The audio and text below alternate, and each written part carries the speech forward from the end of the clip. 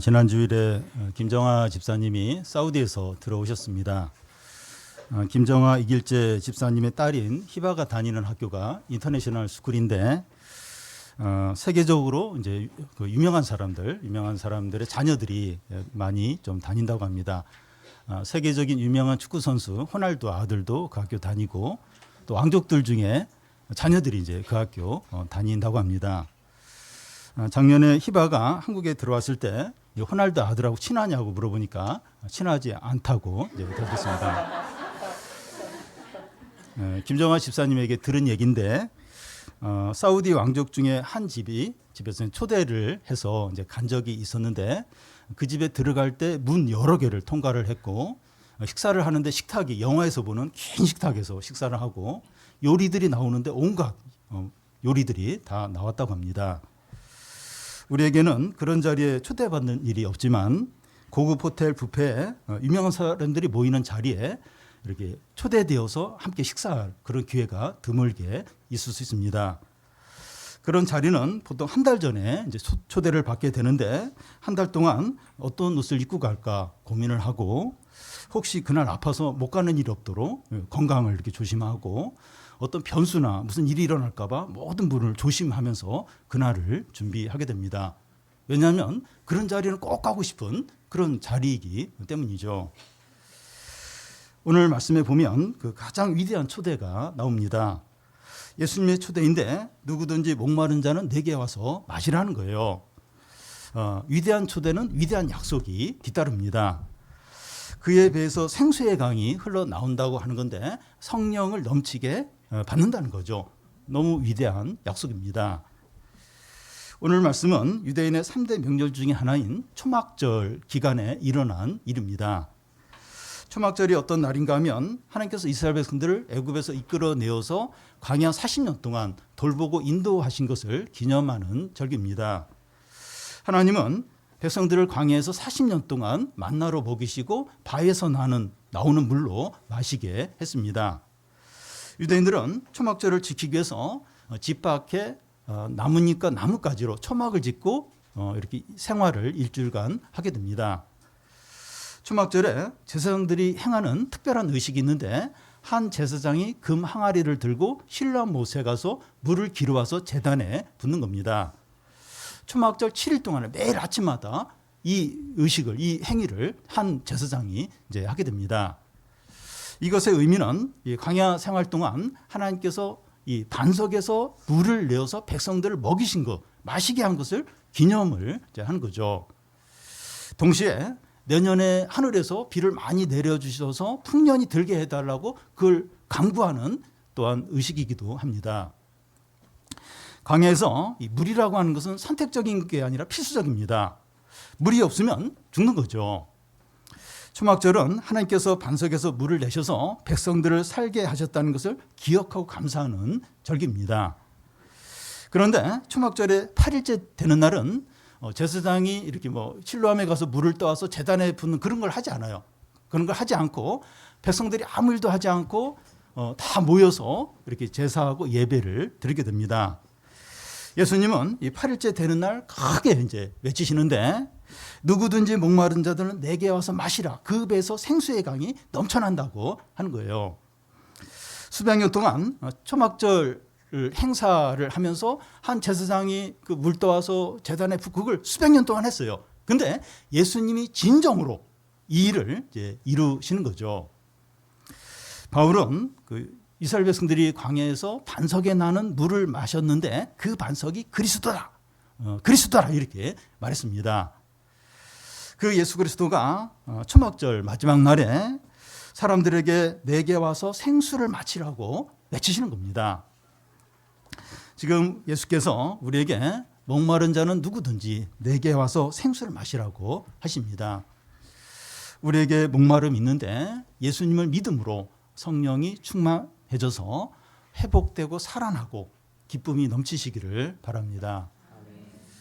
먼저 목마름의 의미입니다. 37절을 같이 한번 읽겠습니다. 명절 끝날 곧 큰 날에 예수께서 서서 외쳐 이르시되 누구든지 목마르거든 내게로 와서 마시라. 물이 물은 이제 목마른 사람이 찾게 되고 그 사람이 마시게 됩니다. 그런데 예수님이 목마른 자들은 다 내게로 오라고 하는데, 와서 마시라 하는데, 그 물질적인 이 물을 마시라는 건 아닙니다. 이 목마름이라고 하는 것은 반드시 채워져야 돼요. 다른 것으로 대체될 수 없는 것을 가리킵니다. 그래서 이 목마름이라고 할 때 세 가지 의미로 이제 생각을 할 수 있습니다. 첫 번째는 물을 마시지 못한 육체적인 목마름입니다. 요즘 더운 날씨는 시원한 물이나 그 아이스 커피나 시원한 어떤 음료를 이렇게 마시고 싶어하고 또 자주 마시게 돼요. 이 덥고 땀이 많이 났을 때 이 물을 마시지 못하면 힘들어요. 물을 마실 생각만 하게 됩니다. 물을 못 마시면 제대로 뭘 할 수가 없어요. 이 물을 마셔야 되는데 마시다 하면서 제대로 뭐 공부든지 무슨 일이든지 할 수 없게 됩니다. 이와 같이 이 마시지 못하고 먹지 못하는 어떤 육체적인 목마름이 있다는 거예요. 두 번째는 정신적인 목마름입니다. 다양한 욕구들이 채워지지 않을 때 그런 목마름이 이제 있게 되죠. 친구에게 인정받고 싶은 강한 욕구나, 이성에게 사랑을 받고 싶은 강한 열망이나, 불의한 정치를 보면서 이 정의를 향한 강한 열망이나, 시험을 잘 보고 싶은 강한 욕구나, 브랜드 옷이나 명품 옷을 사고 싶은 강한 욕구나, 부자가 되고 싶은 강한 열망 등 이런 이 강한 어떤 목마름이 있습니다. 이런 욕구들을 어떻게 해서든지 채우고자 하는 목마름, 강한 목마름이 이제 있는 거죠. 세 번째는 영적인 목마름입니다. 이 불신자에게는 영적인 목마름이 없고, 신자나 하나님의 은혜를 맛본 사람에게만 영적인 목마름이 있습니다. 다른 것으로는 만족이 안 돼요. 하나님의 말씀과 은혜가 있어야만 만족하는 거죠. 의에 줄이고 목마른 겁니다.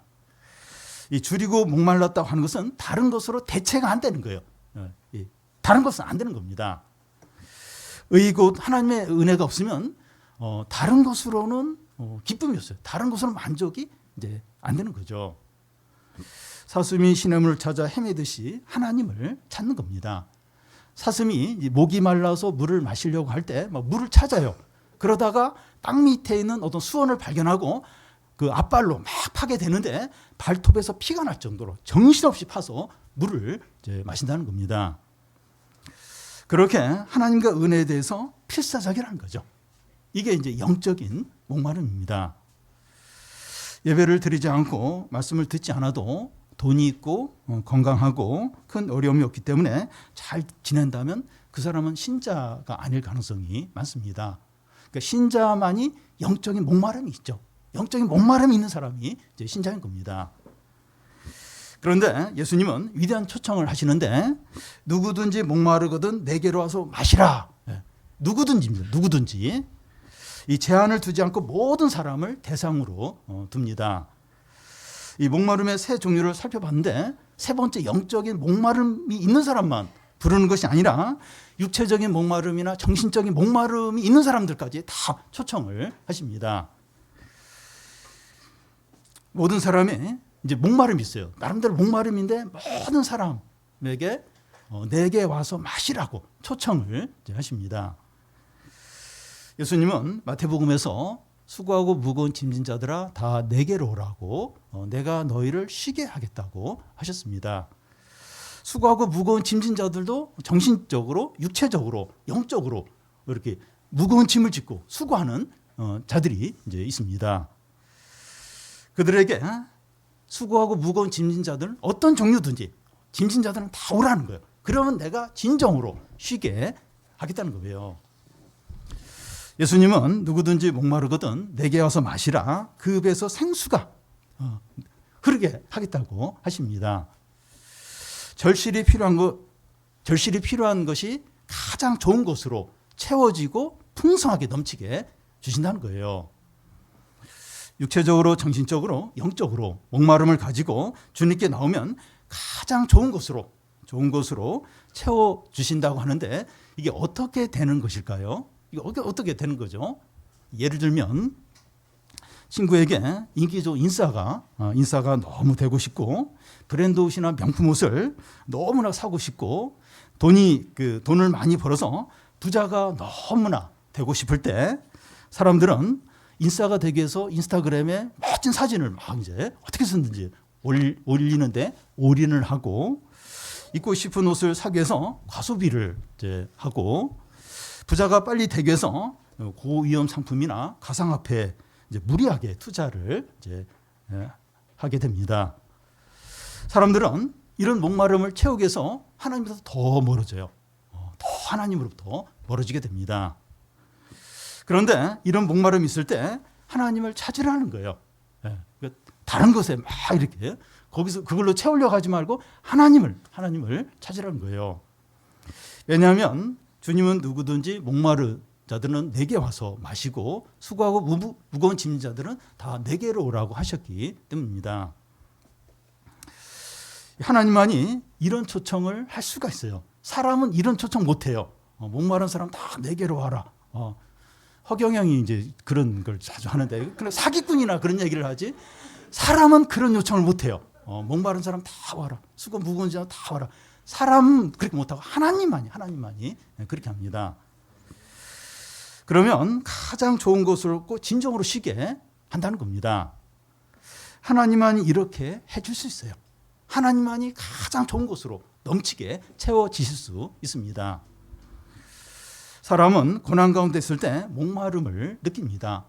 경제적으로 어렵든지 질병 가운데 있든지 사람 관계에서 어렵든지 공부를 아무리 해도 성적이 오르지 않을 때 또 취업이 안 될 때 이런 강한 목마름을 느끼게 됩니다. 그런 사람들 중에 하나님께 나오는 사람이 있는데 가장 좋은 것으로 꼭 넘치게 누리게 됩니다. 그러니까 이런 목마름이 있다고 다 나오는 게 아니에요. 근데 이런 사람들 중에 하나님께 나오는 사람이 있어요. 그 사람은 진짜 좋은 거, 참된 것을 영원히 누리게 됩니다.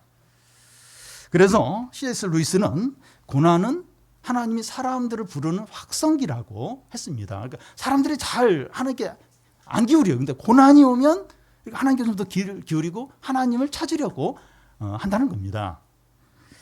그런데 사람들이 목마름이 있지만 하나님을 찾지 않고 다른 것을 찾으면 어떻게 됩니까?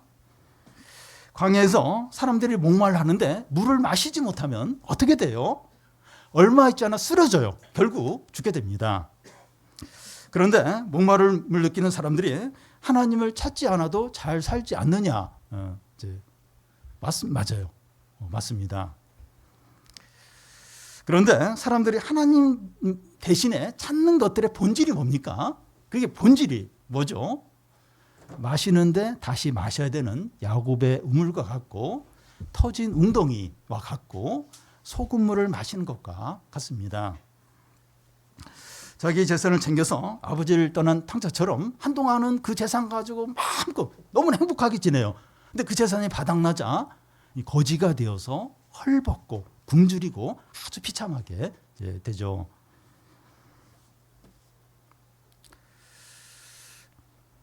나뭇가지가 나무에서 꺾여지면 한동안은 이렇게 살아있는 것 같아요. 생생해요. 근데 곧 시들어서 말라 죽는 것과 같습니다. 그런데 우리의 어떤 목마름이든지 주님께 가지고 나가면 어떻게 됩니까? 가장 좋은 것을 주시고 부유하게 하시고 진정으로 행복하게 하십니다. 시편 16편 그 11절에 보면 주의 앞에 충만한 기쁨이 있고 주의 옆에 영원한 즐거움이 있다고 하고 또 다른 시편에 보면 젊은 사자는 굶주릴지라도 여호와를 경외하는 자는 부족함이 없다고 말씀합니다.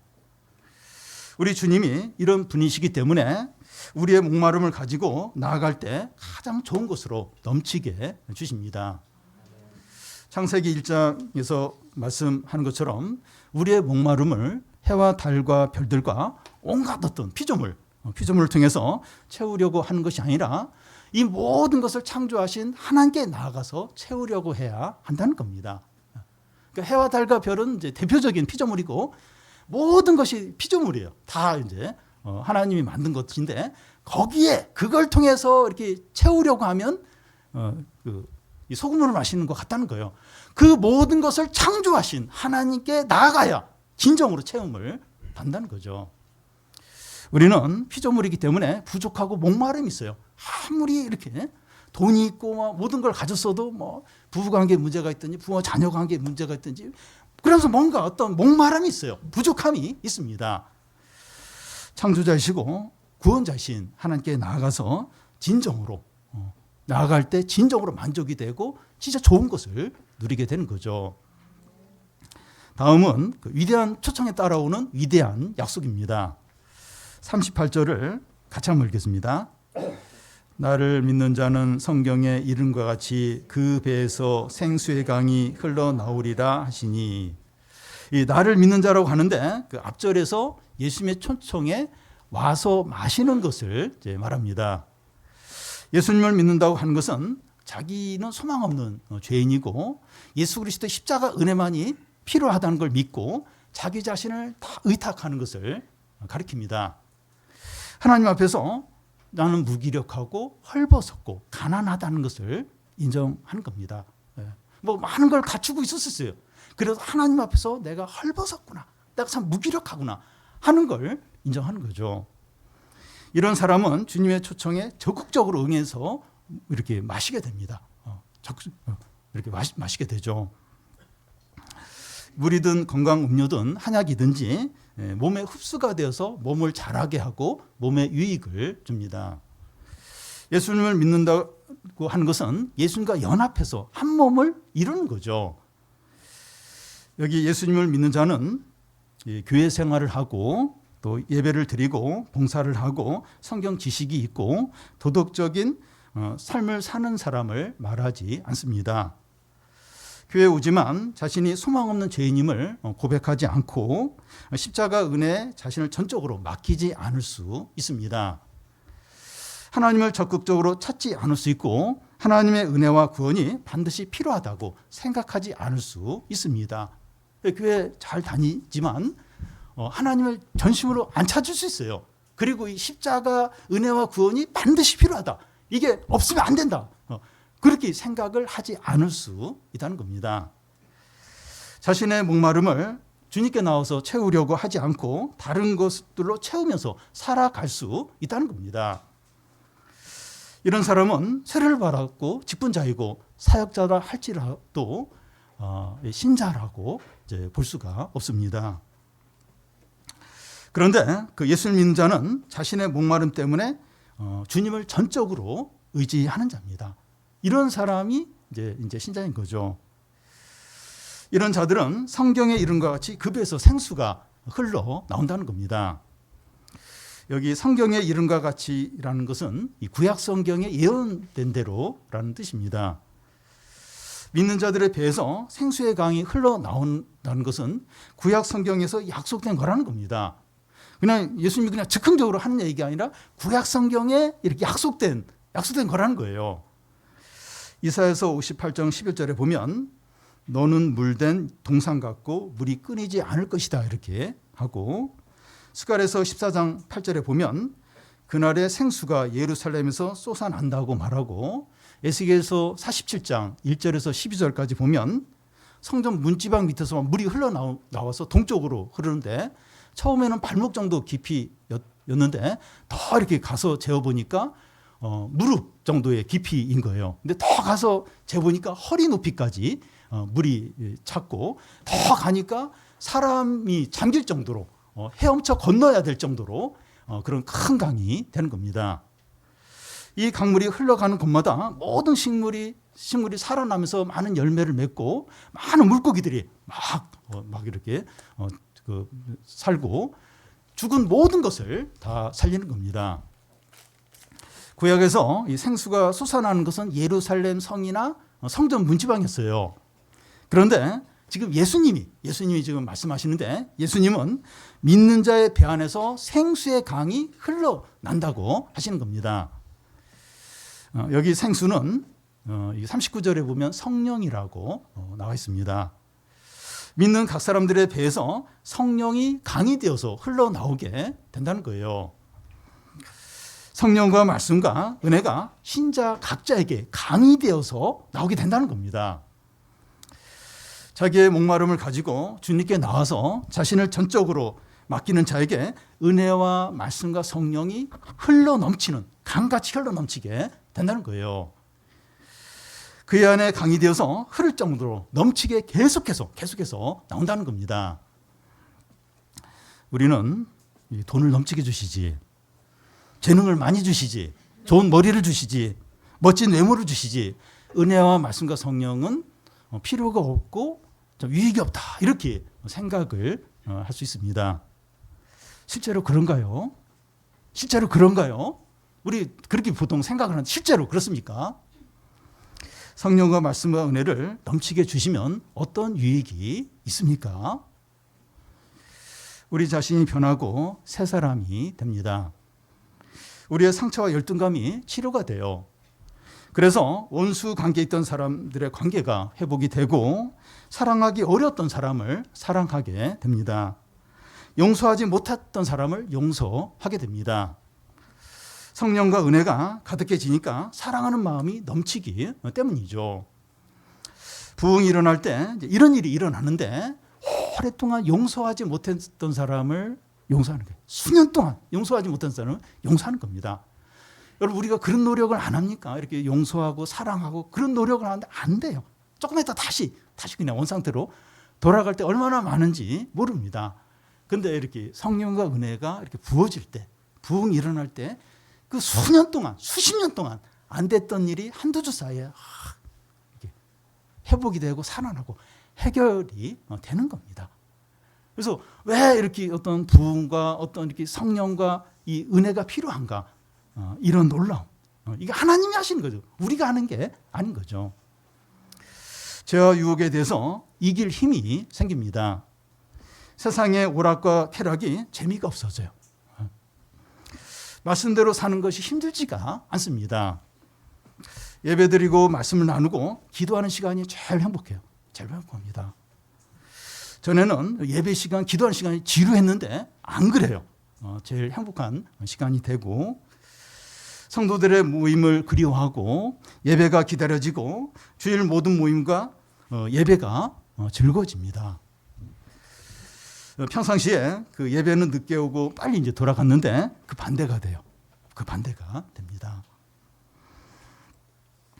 고난들이 고난으로 느껴지지 않을 정도로 기쁨이 넘칩니다.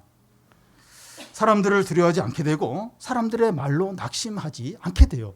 저는 얼마나 상처를 많이 받는지 몰라요. 아무 얘기도 안 하고 표정만 했는데 날 무시하는 것 같아. 그러면서 막 오해하고. 근데 사람에 대해서 그렇게 이렇게 매이지 않습니다. 막 이렇게 약간 조롱하고 욕을 해도 잘 못 알아들어요. 나중에 나를 욕했나? 뭐 이 정도로 막 굉장히 이렇게 무뎌지는 그런 쪽으로 무뎌지게 됩니다. 사람의 반응에 매이지 않게 되고 확신 가운데 담대하게 살게 됩니다. 이런 것들이 부흥이 일어날 때 이제 특징이고 성령과 말씀과 은혜가 넘치게 임할 때 이런 놀라운 변화와 능력과 기쁨이 생기게 됩니다. 그래서 왜 우리가 이렇게 부흥을 구해야 되는가? 아니 그냥 신앙생활 하면 되지 뭐 부흥을 위해서 기도하고 뭐 그렇게 해야 되나? 하나님이 하셔야 돼요. 하나님. 여러분 얼마나 관계 회복하는 게 얼마나 어렵습니까? 그리고 어떤 자신의 습관을 바꾸는 게 얼마나 어려워요. 근데 이게 은혜가 임하고 성령이 임하고 또 하나님이 함께 하실 때 그 오랫동안 안 됐던 그걸 그냥 건너뛰는 겁니다. 그게 가능해지는 거예요. 그게 이루어지는 겁니다. 그래서 우리가 이 부흥을 구하고 예수님이 이 성령의 강이 넘쳐난다. 생수의 강이 넘쳐난다. 이게 얼마나 필요한지 얼마나. 우리에게 이게 얼마나 필요한지 몰라요. 가족 안의 부부관계, 부부와 자녀관계, 이 사회에 얼마나 필요한지. 이 세상이 어떻습니까? 다 이기적이에요. 다 탐욕적이고 이렇게 밟고 올라가고 법만 피해서 온갖 이제 자신의 어떤 욕심을 다 챙기고, 근데 이렇게 베풀고 사랑하고 자기 희생하고 자기로는 안 돼요. 자기 힘으로는 안 돼요. 자기 노력은 안 됩니다. 주님이 이렇게 주실 때, 사랑과 능력을 주실 때 가능하죠. 우리 가정 안에, 이 사회, 우리 교회, 이 주님의 부흥과 이 성령의 어떤 강이 흐르는 이게 얼마나 필요한지 몰라요. 이걸 위해서 얼마나 기도해야 되는지 모릅니다. 근데 여기서 생각해야 할 중요한 것이 누구든지 목마르거든 내게 나와서 마시면 갈증이 해결되고 만족할 것이다. 이렇게 하지 않고 그 배에서 생수의 강이 흐른다고 하는 겁니다. 강은 개인을 위한 것이 아닙니다. 자기 농사 짓는데 그 강물을 다 이렇게 자기 농사 짓는데 그 강물이 너무 많기 때문에 뭐 그럴 필요가 없어요. 또 강에 있는 고기를 내가 다 잡아서 내가 이제 다 먹어야겠다. 강에 고기가 엄청나게 많기 때문에 그렇게 할 필요가 없습니다. 강은 한 사람이 독점할 수 있는 게 아니라 많은 사람들이 같이 이용하는 거죠. 신자 각자에게 성령과 말씀과 은혜의 강이 이제 흐르는 것은 신자 각자만을 위해서가 아니라 많은 사람을 위해서입니다. 워런 버핏이나 빌 게이츠 같은 외국의 대부호들은 자기 재산을 자기 것으로 생각하지 않고 사회 환원에서 약한 자들을 위해서 어떻게 이렇게 사용할 수 있을까 여기에 관심을 많이 갖습니다. 그런데 한국의 이 큰 부자들은 재산이 자기 것이라는 생각이 너무 강해요. 안 그런 사람도 있지만 많은 부자들이 그러면서 어떻게 하면 자식에게 잘 이렇게 물려줄까 그 생각만 많이 이렇게 이제 합니다. 우리가 받은 은혜와 사랑이 너무 크고 많아서 우리의 유익과 구원만을 위해서 사용하기에는 너무나도 넘칩니다. 우리를 통해서 이웃과 하나님을 모르는 사람들에게 흘러가야 돼요. 그들에게 흘러가야 됩니다. 우리는 돈도 없고 나이도 많이 들었고 건강도 좋지 않아서 나눌 것이 없다 이렇게 생각할 수 있는데 우리 것을 나누는 게 아니라 하나님의 것을 가지고 나누는 겁니다. 이 생수의 강이 흘러간다. 우리 게 아니에요. 우리 게 아니고 하나님 거죠. 하나님 거 가지고 우리는 통로로 사용이 되는 겁니다. 18세기 그 영국과 신대륙 미국을 오고 가면서 부흥을 일으킨 조지 필드는 30여 년 동안 일주일에 7일 동안 매일 어떤 날은 아침 저녁으로 이렇게 설교를 했고 이렇게 설교를 할 때마다 막 수천 명에서 만 명 이상 많은 사람들이 그 말씀을 들으면서 회개하고 구원을 이제 받았습니다. 조지 필드의 전기 작가는 그 하나님이 헌신된 한 사람에게 얼마나 크고 위대하고 놀라운 일을 행하는가 하는 것이 이 휘필드의 삶을 통해서 보여준다고 이제 했습니다. 어떻게 이렇게 엄청난 일을 할 수 있을까? 그러니까 한 사람을 통해서 하나님이 이렇게 크고 위대하고 엄청난 일을 할 수가 이제 있다는 겁니다. 우리 주님은 지금 우리 한 사람 한 사람을 초청하면서 약속을 하십니다. 누구든지 목마르거든 내게 와서 마시라. 나를 믿는 자는 그 배에서 생수의 강이 흐른다는 거예요. 예수님은 사마리아 여인에게도 같은 약속을 하셨고 그 사마리아 여인이 예수님을 믿자 그 속에서 영원한 생수가 성령이 흘러 넘쳤습니다. 예수님의 제자들도 그 배에서 생수의 강이 흐르는 삶을 살았습니다. 오늘 우리도 예수님을 믿으면 우리 안에서 생수의 강이 흐르게 됩니다. 하나님이 얼마나 크고 놀라운 일을 하실 수 있는가 우리 각자의 삶을 통해서 나타나게 되기를 원합니다.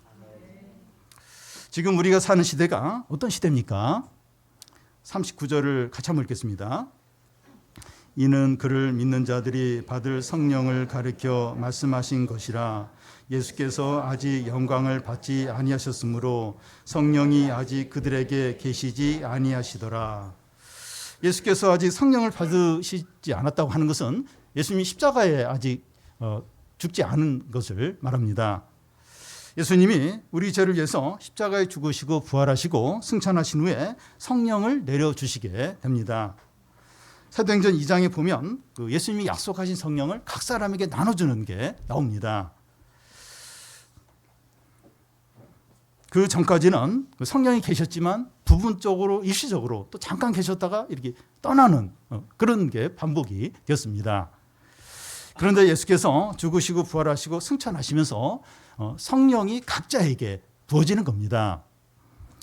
믿는 사람들 안에 성령이 강이 되어 흐르게 된 것이죠. 사람들은 그 AI 시대를 생각하면서 또 생존하고 성공하기 위해서 어떤 준비를 해야 되는가 하는 데 관심을 많이 갖습니다. 그런데 AI 시대보다 더 강력하고 중요한 것이 성령의 시대, 성령의 시대가 임한 겁니다.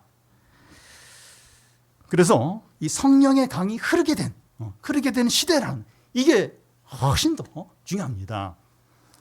우리가 사는 시대가 이런 시대인데 이런 흐름을 타느냐 아니면 이런 흐름에서 소외되어 사느냐 하는 것은 우리 태도에 달려 있습니다. 성령의 강이 흐르게 하려면 기도를 해야 돼요. 그리고 예수님을 믿는 겁니다. 예수님을 믿는다는 건 그냥 이렇게 좀 교회 다니고 예배드리는 그런 걸 말하는 것이 아니라 하나님 앞에서 얼마나 내가 무기력하고 소망 없는 죄인인가, 그래서 십자가의 은혜가 얼마나 필요한가, 그걸 믿고 거기에 자신을 다 맡기는 이게 예수님을 믿는 거죠. 자신의 목마름을 하나님께 가서 채우려고 하는 이게 이제 예수님을 믿는 거죠. 그러면서 구하는 겁니다. 구하는. 그럴 때 이제 이 성령의 강이 은혜에 넘치는 그런 일이 일어나는 거죠. 우리가 이것을 소망하고 기도할 필요가 얼마나 있는지. 오늘날 우리 한국교회, 우리 믿는 사람들의 비참한 이유, 무기력한 이유가 뭔가 하면 이런 피로를 못 느껴요. 아니, 교회 다니면 됐지, 말씀 들으면 됐지, 그냥 좀 이렇게 착한 일 하면 됐지, 그 정도. 물론 그것도 필요해요. 근데 거기서 다 그칩니다. 이렇게 부흥이 임해야 된다. 이 성령이 강같이 흘러야 된다. 은혜가 넘쳐야 된다. 이런 피로를 못 느끼는 거예요. 그러니까 이렇게 사랑하는데 무기력한 거예요. 사랑이 안 되는 거예요. 용서가 안 되는 겁니다. 죄를 거절을 못 하는 겁니다. 왜냐하면 약하니까, 무기력하니까, 어떤 넘치는 그게 없고 자기 힘으로 신앙생활을 하려고 하니까 번번이 실패를 하는 거예요. 기쁨이 없는 거예요. 조금 어려움이 있으면 기쁨이 싹 사라져요. 무슨 말을 들으면 화가 나면서 기쁨이 싹 사라집니다. 거기서 못 태어나오는 거예요. 이게 넘치는 또 이렇게 회복시키는 어떤 능력들이 안 생기는 겁니다. 교회는 더더욱 그럽니다. 부흥이 필요하다. 생수의 강이 흘러가는 게 필요하다. 은혜가 넘치는 게 필요하다. 이걸 느끼고 구하는 거죠. 그리고 내 믿음을 돌아보는 거예요. 내 믿음이 어떤 건가? 교회 안 빠지는 믿음인가? 그것도 귀해요. 왜냐하면 요즘 너무 교회를 자주 빠지기 때문에. 그것도 귀하지만 그것으로 충분하지 않는다는 겁니다. 나의 목마름을 뭘로 채우느냐? 핸드폰으로 채우느냐? 먹는 것으로 채우느냐? 아니면 쇼핑하면서 채우느냐? 진정한 나의 목마름을 뭘로 채우느냐? 하나님께 찾는 거죠. 하나님께 나아가는 거죠. 이게 믿음이죠. 믿음. 구하는 거죠. 이게 우리에게 얼마나 필요한. 그러면 이제 이 성령의 흐름을 타게 됩니다. 나 한 사람, 부족한 게 많아요. 잘 지식도 없어요. 재능도 없어요. 근데 나 한 사람을 통해서 하나님이 얼마나 크고 위대한 일을 행할 수 있는가. 그게 나타나는 겁니다.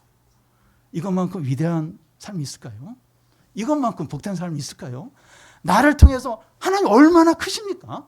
그분이 나를 그 도구 삼아서 놀라운 일을, 큰 일들을 하시는 거예요. 엄청난 일을 하시는 거예요. 물론 그렇다고 해서 우리가 조지 필드처럼 막 수만 명에게 설교가 그런 건 아니에요. 근데 이 내 삶, 여러 가지 힘든 부족한 삶에서 어떻게 이렇게 하나님을 나타내고 내 어떤 한계를 뛰어넘고 위기를 이렇게 극복하고 또 사람들을 사랑하고 사람들에게 유익을 줄 수 있는가? 그게 참 놀라운 삶이죠. 복된 삶이죠. 우리에게 타는 목마름이 있습니다. 꼭 있어야 되는데 채워지지 않아요. 채워지지 않았고 너무나 부족하고 불안하고 답답하고 두렵고 그래서 너무 힘든 그런 목마름이 있습니다. 우리 주님은 목마른 자는 내게 와서 마시라고 하세요. 목마르지, 답답하지, 힘들지, 오라고 와서 마시라고 초청하십니다. 눈에 보이는 것들로만 사는 것이 아니라 하나님의 말씀으로 이제 사는 겁니다.